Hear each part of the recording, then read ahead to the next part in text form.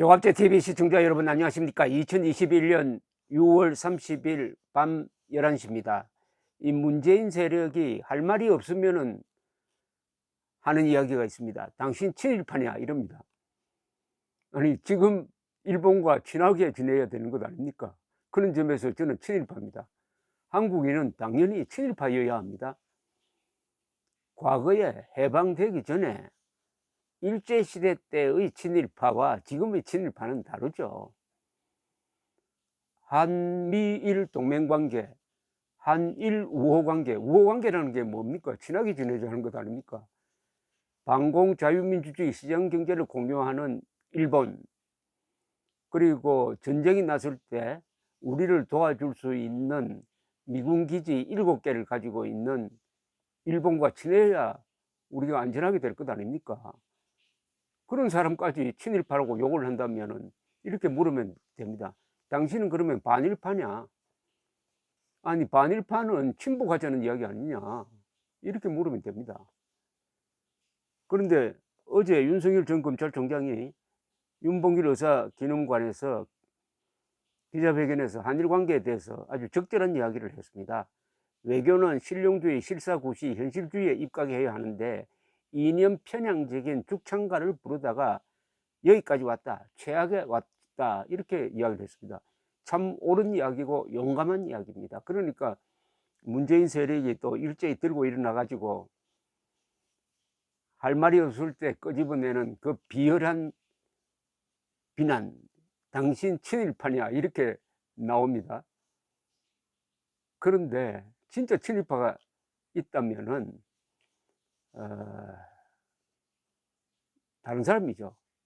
이건 친일파 수준도 아니고요, 대일 굴욕파입니다. 굴욕파, 굴종파입니다. 그게 누구겠어요? 문재인 대통령 아닙니까? 문재인 대통령은 친일파보다 훨씬 더 나쁜 대일 굴욕파다 이겁니다. 굴욕파. 친일파는 괜찮은데요, 일본에 대해서 굴욕적으로 나오면 안 되죠. 근데 문재인 대통령이 그런 굴욕파라는 것을 세계 만방에 알려준 사람이 있습니다. 바로 정세균 전 국무총리입니다.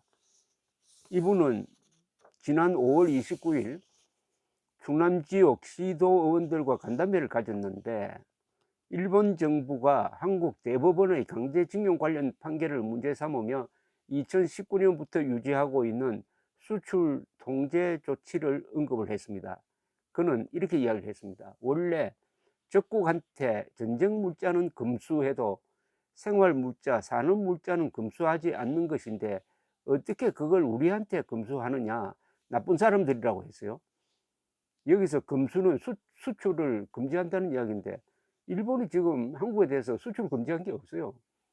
다만 수출을 하되 그 통관 절차를 과거보다 조금 까다롭게 한 것뿐입니다. 일본이 한국에 전략물자를 수출 금지한 게 없다니까요. 그런데 어떻게 금수란 말을 함부로 씁니까? 금수란 말을. 금수란 것은 두 나라가 전쟁할 때나 하는 거지, 일본이 한국에 대해서 금수 조치를 하겠어요? 그런데 그 다음 나오는 말이 결정적입니다. 말하기도 부끄럽지만 우리가 일본에 여러 번 대화하자고 신호를 보냈는데 가장 이웃 국가에 대해 정상회담도 전혀 안 된다고 한다. 독도를 저놈들이 뺏어가려고 하는 것을 절대 용납 못한다.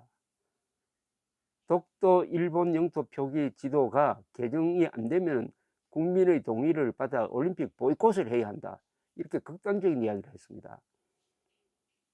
지난 5월 28일 이미 일본 정부는 도쿄올림픽 패럴림픽 조직위원회 홈페이지에 게재된 지도에 마치 일본 영토처럼 표시해둔 독도를 삭제하라는 한국 정부 측 요구를 거절한 바가 있습니다. 그런데 정세균 전 총리가 한 말하기도 부끄럽지만 우리가 일본에 여러 번 대화하자고 신호를 보냈는데 가장 이웃 국가에 대해 정상회담도 전혀 안 된다고 한다.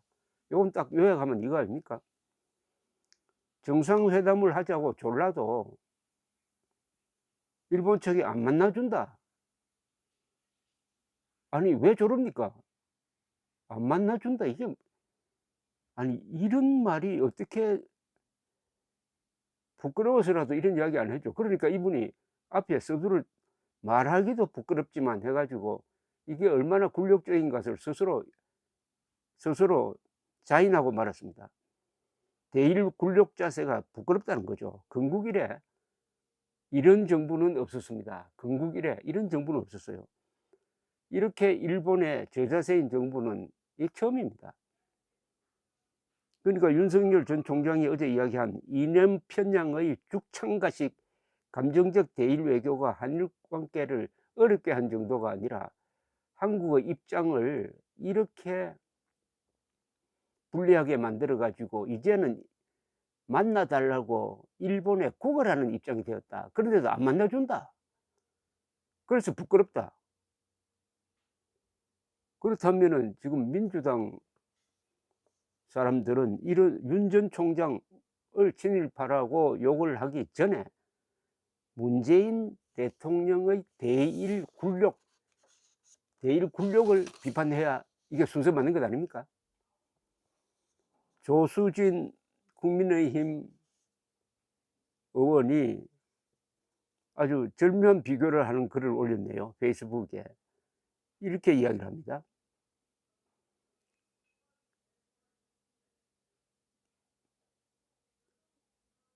더불어민주당 정청래 의원은 페이스북에 윤석열은 친일파 등의 글을 올렸다. 사법부 블랙리스트 피해자 임을 주장해온 더불어민주당 이수진 의원은 페이스북에서 윤 전 총장이 한일 관계는 과거세는 과거세대로 하고 미래 세대를 위해서는 실용적으로 협력해야 하는 관계라고 하는 말에 귀를 의심했다며 대권에 도전하겠다는 분의 역사 인식이 천박하다고 비난했다. 그렇다면 더불어민주당은 다음 연설 이분의 역사관은 어떻게 평가하고 있을까 하면서 한 문장을 소개를 했습니다. 그 문장을 제가 한번 읽어보겠습니다. 한일 두 나라는 역과거를 직시하면서 미래지향적인 관계를 만들어가야 합니다. 과거를 직시한다는 것은 역사적 사실을 있는 그대로 인식하는 것이고 미래를 지향한다는 것은 인식된 사실에서 교훈을 찾고 보다 나은 내일을 향해 모색한다는 뜻입니다. 일본에게는 과거를 직시하고 역사를 두렵게 여기는 진정한 용기가 필요하고 한국인은 일본의 변화된 모습을 올바르게 평가하면서 미래의 가능성에 대한 희망을 찾을 수 있어야 합니다. 한일 양국은 민주주의와 시장경제라는 보편적 가치를 정진시키는 데 모범이 됨으로써 정치적, 경제적으로 아시아 태평양 시대를 선도하는 주역이 될 수 있다고 확신합니다. 또한 한일 양국은 아시아 지역의 인권과 민주주의 신장을 위해 공동의 노력을 아끼지 말아야 합니다. 조수진 씨 이야기는 이 말이 윤석열 씨의 말과 똑같지 않느냐? 그럼 왜 이건 비판을 안 하느냐? 근데 이 말을 한 사람이 누구냐? 이렇게 토를 달았습니다. 1998년 10월 5일 김대중 대통령의 일본 국회 연설이다. 그러니까 김대중식 대일관을 윤석열 전 총장이 이야기했을 뿐인데 왜 윤석열 전 총장을 친일파로 모르냐, 논리적 모순 아니냐, 뭐 이런 이야기입니다. 아주 점잖게 이야기를 했는데 이 말귀를 알아들을 민주당 의원들이 있는지는 모르겠어요. 확신이 없습니다. 다만 확실한 것은 정세균 전 총리의 일종의 고급 정보입니다. 이거는 가까이에서 봤으니까 이분 말은 믿어야 될 것 아닙니까? 말하기도 부끄럽지만 우리가 여러 번 대화하자고 신호를 보냈는데 가장 가까운 이웃 국가에 대해서 정상회담도 전혀 안 된다고 한다. 세상에 이런 대일 굴욕이 어디에 있습니까? 이거 이완용보다 못한 거 아닙니까? 이완용은 힘이 없으니까 결국 한일 합병에 찬성했는데 지금 대한민국은 팔팔 살아있고 막강한 군대가 있고 역동적인 민주주의가 있는데 어떻게 하다가 보니까 문재인 정권은 일본에 이렇게 굴욕 외교를 합니까? 굴욕 외교. 참, 굴욕 외교. 어떻게 이렇게 합니까? 왜 그렇게 됐어요? 그게 바로 윤석열 총장이 정확하게 지적했잖아요. 이념 편향적 죽창가. 주창가식 외교를 하다가 최악에 도달했다. 그래도 윤석열 보고 당신 친일파냐라고 이야기할 겁니까? 그 질문은 문재인 대통령에게 문제해야 합니다. 감사합니다.